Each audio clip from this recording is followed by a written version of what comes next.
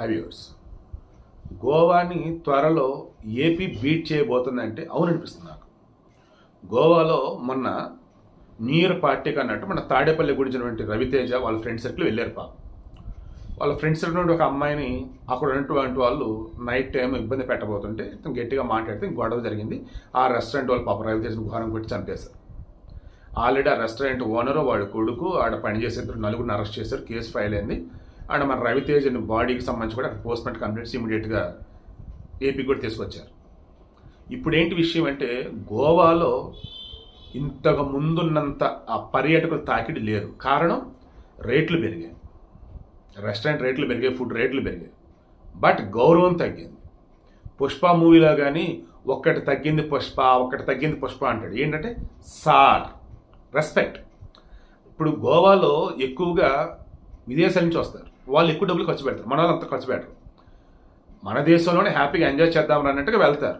డబ్బు నడిస్తే థాయిలాండ్, మాల్దీవులు ఇక రకరకాల వెళ్తున్నారు.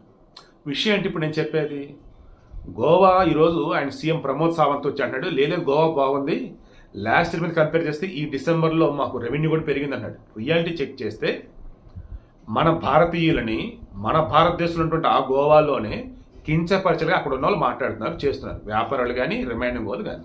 సో రెస్పెక్ట్ తగ్గుతుంది, వద్దు. రేట్లు పెరుగుతున్నాయి, వద్దు. ఇంతకు ముందున్నంత బెస్ట్ కాడ ఏమంత అనిపించట్లేదు, వద్దు. సో అలా గోవా జనాలు తగ్గుతున్నారు. నెక్స్ట్ ఏపీకి సంబంధించి బ్రహ్మాండమైనటువంటి సముద్ర తీర ప్రాంతం ఉంది. 970 కిలోమీటర్లు దాదాపు ఉంది. అద్భుతమైనటువంటి బీచ్లు ఉన్నాయి, అద్భుతమైన రిసార్ట్లు ఉన్నాయి, అద్భుతమైనటువంటి మడదీవులు. కోనసీమ ఏరియాలో కాకినాడ దగ్గర కానీ అమలాపురం చుట్టుపక్కల కానీ మీరు చూస్తే అసలు ఎక్స్ట్రాడినరీ ప్లేసెస్ ఉంటాయి. అతిథి దేవోభవ. మన ఏపీలో దొరకని వంటకం అంటూ అన్ని వెరైటీస్ ఉంటాయి. శ్రీకాకుళం నుంచి మొదలుకుంటే మన చిత్తూరు వరకు అనంతపురం వరకు మీరు లెక్క తీయండి. అద్భుతమైనటువంటి మహిమాన్వితమైనటువంటి దేవస్థానాలు, టెంపుల్ టూరిజంకి extraordinary destination Andhra Pradesh. Next eco tourism అన్నప్పుడు మారేడుమిల్లి, హార్సీ హిల్స్, అరకు, పాడేరు, లంబసింగి, ఇటు నాగార్జునకొండ, శ్రీశైలం, అక్క మహాదేవ్ గుహలు, ఇష్టకామేశ్వర టెంపుల్, ఇలా చెప్పుకుంటూ వెళ్ళినట్టయితే ఎక్స్ట్రాడినరీ వేలు టూరిజం స్పాట్స్. అండ్ అవునన్నా కాదన్నా ఎక్కడికి వెళ్ళినా సరే మందు మందు మందు మందు కొంతమంది. ఏపీలో మందు రేట్లు కూడా తక్కువ, క్వాలిటీ మందు కూడా అక్కడ ఉంది. సో వీడియోని సింపుల్ క్లోజ్ చేస్తున్నాం. ఏపీని టూరిజం హబ్గా డెవలప్ చేయడానికి, ఎకో టూరిజంలో ఎక్స్ట్రాడినరీ ముందుకు తీసుకెళ్తానికి చంద్రబాబు గారు వేస్తున్న అడుగులు, పవన్ కళ్యాణ్ గారు వేస్తున్న అడుగులు సక్సెస్ అవుతాయని, త్వరలో అద్భుతంగా ఆంధ్రప్రదేశ్ పర్యాటకంగా అభివృద్ధి చెందుతుందని నాకైతే అనిపిస్తుంది. ఒకప్పుడు ఏపీ మనం ఇండియాలో టూరిజం పరంగా ఎక్కువ మంది విదేశీయులు వచ్చినటువంటి ప్లేస్ ఏంటంటే ఆంధ్రప్రదేశ్ అండి. మీకు తెలీదు, జగన్మోహన్ రెడ్డి సర్వనాశనం చేసి పెట్టాడు. బౌద్ధులకు సంబంధించి, బౌద్ధారామాలకు సంబంధించి ఎక్స్ట్రాడినరీ ప్లేసెస్ మన ఏపీలో ఉన్నవి.